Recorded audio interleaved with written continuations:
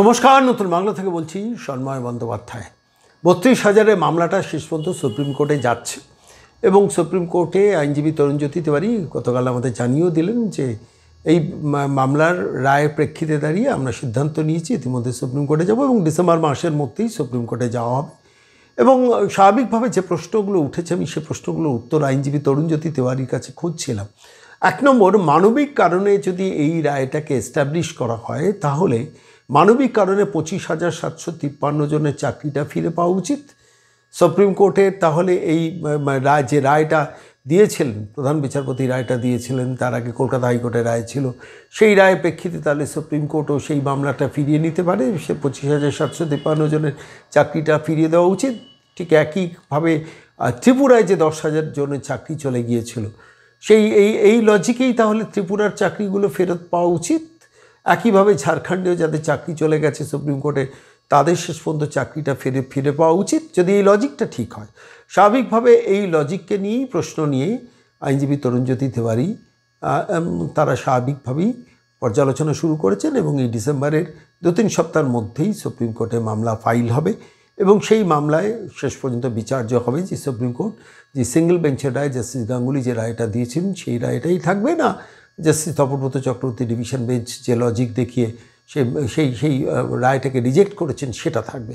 খুব ইন্টারেস্টিং একটা জায়গায় গিয়ে পৌঁছেছে। প্রশ্নটা হচ্ছে মানবিক কারণে যদি এই রায়গুলোকেও রিকল করা উচিত কি না, আমি সেই প্রশ্নটাও করেছিলাম। আর প্রশ্ন করেছিলাম যে একই সঙ্গে যেটা আমার মনে হয়েছে, দেখুন ২৫,৭৫৩ জনের চাকরির প্রেক্ষিতে দাঁড়িয়ে যে ৩০ লক্ষ ছেলে মেয়ে 9, 10, 11, 12 গ্রুপ সি গ্রুপ ডি সব মিলিয়ে পরীক্ষা দিয়েছিলেন, তাঁদেরও তো পরিবার আছে, তাই নয় কি? একটু ভালো করে ভেবে দেখুন তো, এই অ্যাঙ্গেলে মানুষ ভাবে না কেন যে পরিবারের কথাই যদি চিন্তা করতে হয় তাহলে এবারে যারা ৩২,০০০ চাকরি পেয়েছেন এবং যারা যোগ্যতার সঙ্গে উত্তীর্ণ হয়েও শেষ পর্যন্ত ইন্টারভিউয়ের ডাক পেয়েও শেষ পর্যন্ত জালিয়াতির জন্য যারা চাকরিটা পাননি তাঁদেরও তো পরিবার আছে। কিংবা ধরুন যে ১,২৪,০০০ ছাত্রছাত্রী ২০১৬ টেটে উত্তীর্ণ হয়েছিলেন, তাঁদেরও পরিবার আছে। আর যারা টেট দিয়েছিলেন শেষ পর্যন্ত টেটে কোয়ালিফাই করতে পারেননি, সেই ১৫ লাখ বা ১৬ লাখ যাই হোক সেই সংখ্যাটা, তাদেরও তো পরিবার আছে। যদি পরিবারই সিম্প্যাথির কারণ হয় তাহলে এই পরিবারগুলোও সিম্প্যাথির কারণ হওয়া উচিত, এই পরিবারের জন্য মানুষের ভাবা উচিত, আদালতের ভাবা উচিত, নয় কি? প্রশ্নটা আমাকে ভাবিয়েছে বলে স্বাভাবিকভাবে এই বিষয়গুলো নিয়ে আইনজীবী তরুণজ্যোতি তিওয়ারির সঙ্গে খোলা কথা বলেছিলাম এবং গতকাল আমাদের এই প্রশ্নের উত্তরে আইনজীবী তরুণজ্যোতি তিওয়ারি কী বলেছেন তরুণ, সন্ময়দা বলছি। নমস্কার দাদা। নমস্কার। বলছি ৩২,০০০-এর চাকরি আপাতত বহাল থাকলো কলকাতা হাইকোর্টের রায় অনুযায়ী। এবার একটা ইন্টারপ্রিটেশন বাইরে করার চেষ্টা হচ্ছে যে যেন এরা নন করাপ্টেড, তো প্রত্যেকে ৩২,০০০-এ কারুর কোনো করাপশনের মাধ্যমে চাকরিটা আসেনি। তুমি তো মূল মামলাকারী, মানে কারুর হয়ে তুমি মামলাটা করেছিলে মূলত।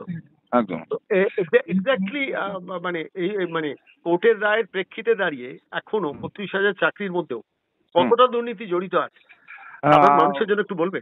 না, প্রথমে দাদা সিম্পল একটা কথা বলে দিই। দেখুন, ৩২,০০০-এর মধ্যে যে টিচার যারা আছেন, ৩২,০০০ শিক্ষক, ফার্স্ট থিং সবাই দুর্নীতিগ্রস্ত নয়। এটা একদম সিঙ্গেল বেঞ্চের রায়ের পরেও আমি বলেছিলাম, আমি আজও বলছি, এদের মধ্যে দুর্নীতিগ্রস্তরা লুকিয়ে আছে, এটাও ফ্যাক্ট। প্রত্যেকটা পয়েন্ট দেখানো হয়েছে। আপনি যদি রায়ের ১১০ নম্বর প্যারাগ্রাফ থেকে পড়তে শুরু করেন তাহলে কোন কোন পয়েন্টগুলো আমি রেজ করেছিলাম পরিষ্কার দেখতে পাবেন। প্রত্যেকটা কাগজ দিয়ে বলেছিলাম। তারপর এই রায়টা এসেছে। এই রায়ের পিছনে অবভিয়াসলি একটা কারণ, ২৬,০০০ চাকরি বাতিল। ২৬,০০০ চাকরি বাতিলের পর রাজ্য জুড়ে হাহাকার, একটা সেন্টিমেন্টাল জায়গা, এদের গেলে কি হবে, এই ইস্যুগুলো আছে। মাননীয় বিচারপতিরা প্রত্যেকটা পয়েন্ট দেখে এসে লাস্টের ২-৩টে প্যারাগ্রাফ যদি দেখবেন তাহলে বুঝতে পারবেন। রোভিং এনকোয়ারির কথা বলা হয়েছে, কিন্তু রোভিং এনকোয়ারির পর যে ডকুমেন্টস গুলো এসছে, দোজ ক্যানট বি ইগনোরড। উনি একটা আগে রিজার্ভেশন মামলার একটা রায়ের কথা বলেছেন, তখন ডকুমেন্ট গুলোই সামনে ছিল না, তার পরবর্তীকালে ডকুমেন্ট গুলো এসেছে। তো ওভারঅল অনেকগুলো পয়েন্টস আছে এর মধ্যে। থার্ড পার্টি এজেন্সি অ্যাপয়েন্টমেন্ট থেকে আরম্ভ করে, অ্যাপটিটিউড টেস্ট থেকে শুরু করে, রিজার্ভেশন রোস্টার নাম আনা থেকে শুরু করে, রিক্রুটমেন্ট রুলস নাম আনা থেকে শুরু করে, দেয়ার আর সেভারাল পয়েন্টস। তো আলটিমেটলি ওই হিউম্যানিটি উইন্স টাইপের একটা ব্যাপার হয়ে গেল, মানবিক একটা দিক দেখা গেল কোর্টের। এনিওয়েজ, ক্যালকাটা হাইকোর্ট জাজমেন্ট দিয়েছে, মানে সবকটা জাজমেন্ট আমরা লয়ার হিসাবে কোনো মামলা জিতি বা হারি, we welcome each and every judgement. এই জাজমেন্টটাকেও আমি ওয়েলকাম জানাই, কিন্তু এটার এগেইনস্টে অবভিয়াসলি এটাকে চ্যালেঞ্জ করা হবে, কারণ এটা আমার মতে ওই মানবিক দিক থেকে এটা বিচার করা হয়েছে, কিন্তু ন্যায় বিচারটা হয়নি। কারণ কয়েকশো জাজমেন্ট আছে সুপ্রিম কোর্টে যেগুলো ইগনোর করা হয়েছে, যেগুলো অন্যভাবে ইন্টারপ্রেট করা হয়েছে। যদি বেনিয়মের কথা আসে তাহলে ত্রিপুরা জাজমেন্টটাকে ইগনোর করার কোনো জায়গা নেই, ত্রিপুরা জাজমেন্টটাকে ইগনোর করা হয়েছে। অনেক কটা পয়েন্ট এর মধ্যে আছে। আবার বলছি, ক্যালকাটা হাইকোর্টের রায় দিয়েছে, আমাদের মাননীয় বিচারপতিদের কাছে অসংখ্য ধন্যবাদ। আমাদের দীর্ঘক্ষণ শুনেছেন, বলার সুযোগ দিয়েছেন, সব পার্টিকে শুনেছেন, তারপর তাদের যেটা মনে হয় সেটা রায় দিয়েছে। এবার বিচারপতিরা রায় দেবেন, তাকে চ্যালেঞ্জ করার রাইট আমার অবভিয়াসলি আছে, আমি সেটাকে চ্যালেঞ্জ করবো, আমরা সেটাকে চ্যালেঞ্জ করবো। বিচারপতিদের এগেনস্টে বা কোর্টের এগেনস্টে কোনো ক্ষোভ নেই, তারা তাদের কাজ করেছেন, আমরা আমাদের কাজ করবো।